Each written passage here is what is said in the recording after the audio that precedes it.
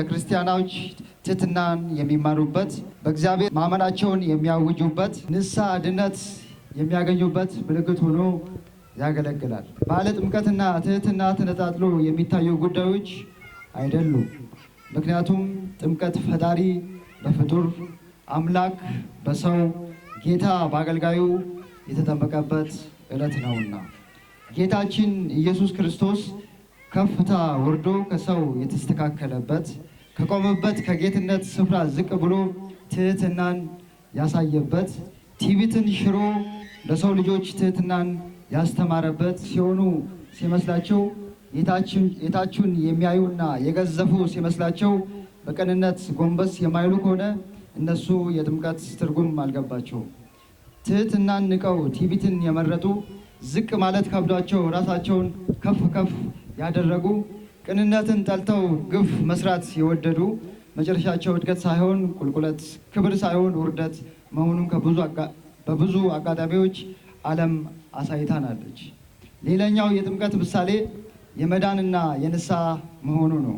ኢየሱስ ክርስቶስ ወደ ፈለገ ግዮን ከመውረዱ በፊት በኃጢአት የተሸፈነውን አዳም የኃጢአት ልብሱን ከላዩ ላይ ሊጥልለት የሞከረ አልነበረም።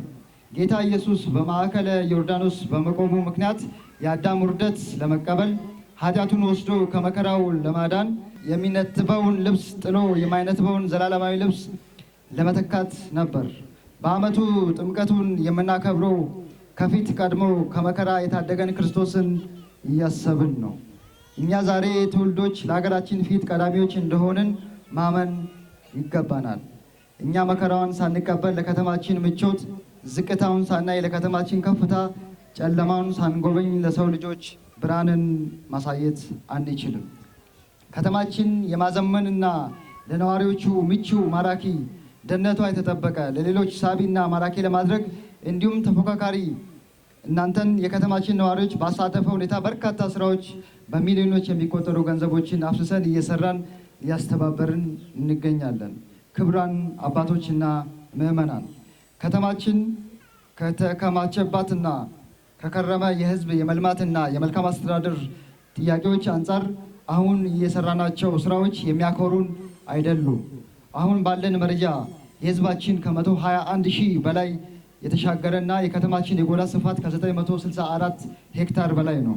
ይህንን ታላቅ ሕዝብ ፍላጎት በአጭር ጊዜ ለማሟላት ያለንን ኢኮኖሚና ጊዜ አይፈቅድልንም። ይልቁንም ስራዎችን የረጅም የአጭር ጊዜ እቅድ በመንደፍ ወደ ተግባር ከገባን ሰነባብተናል። በዓሉ በሰላም በድምቀትና በክብር እንዲከናወን የምትተጉ ሁሉ ምስጋና ይገባቸዋል። በድጋሚ መልካም ጥምቀት በዓል። አመሰግናለሁ።